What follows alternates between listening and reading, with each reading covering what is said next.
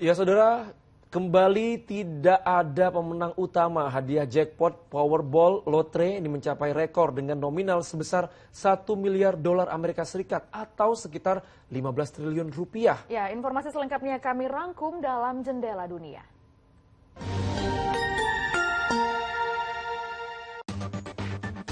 Rudal dan pesawat tak berawak yang diluncurkan oleh Rusia dalam serangkaian serangan udara telah merusak infrastruktur pelabuhan penting di Ukraina Selatan, termasuk terminal biji-bijian dan minyak.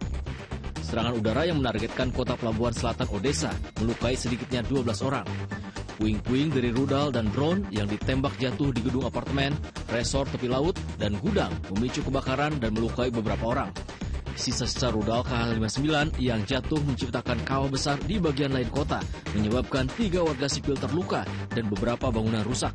Serangan ini dilakukan beberapa hari setelah Presiden Rusia Vladimir Putin mengatakan bahwa Moskow akan menghentikan partisipasinya dalam inisiatif gandum Laut Hitam yang memungkinkan ekspor biji-bijian penting untuk menjangkau dunia.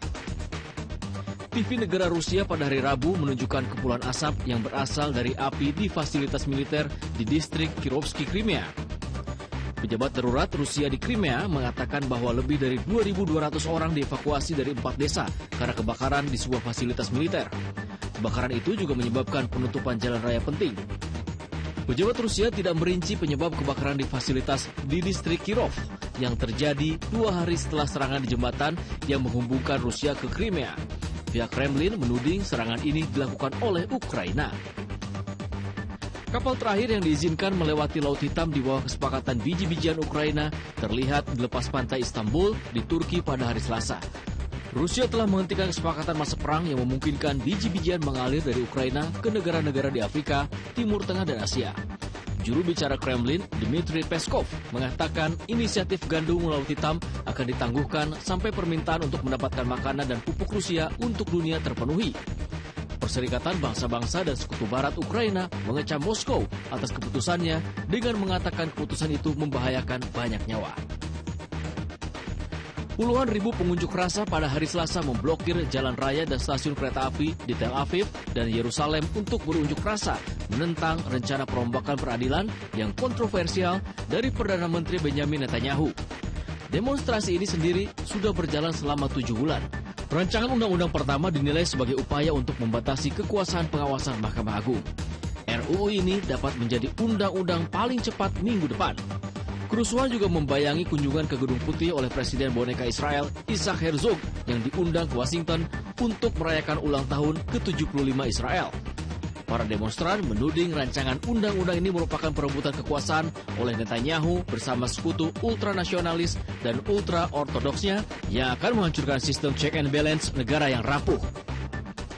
Korea Utara masih bersikap diam terkait masuknya seorang tentara Amerika, Travis King, yang melintasi perbatasan Korea yang dijaga ketat. Memasuki hari kedua, tidak ada kabar nasib Travis King setelah dia lari ke Korea Utara di desa perbatasan Panmunjom. King adalah orang Amerika pertama yang ditahan di Korea Utara dalam 5 tahun terakhir.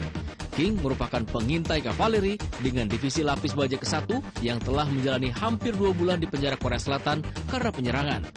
Pada Rabu pagi, Korea Utara juga melakukan peluncuran rudal.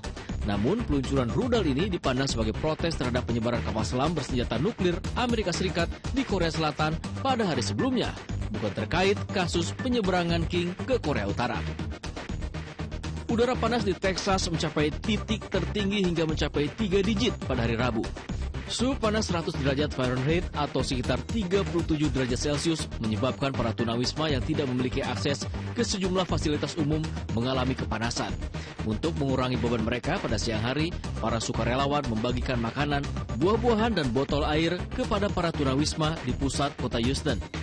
Pihak berwenang juga telah mengintensifkan peringatan panas selama beberapa hari ke depan. Seorang pria yang diduga membunuh 2 mantan rekan kerja di sebuah galangan kapal dekat New Orleans ditembak mati polisi dalam tembak-menembak Senin sore. Sebelumnya polisi mendapat laporan tentang adanya penembakan di galangan kapal di daerah Harvey.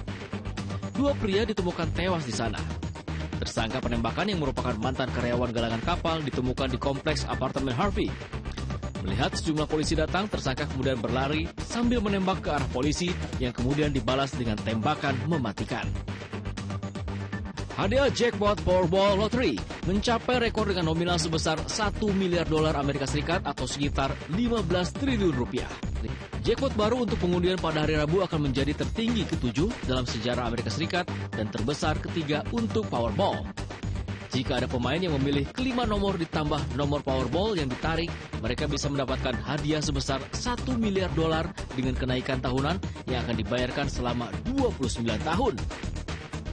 Terakhir kali seorang memenangkan jackpot Powerball adalah 29 April lalu dengan hadiah utama sebesar 253 juta dolar atau sekitar 3,7 triliun rupiah.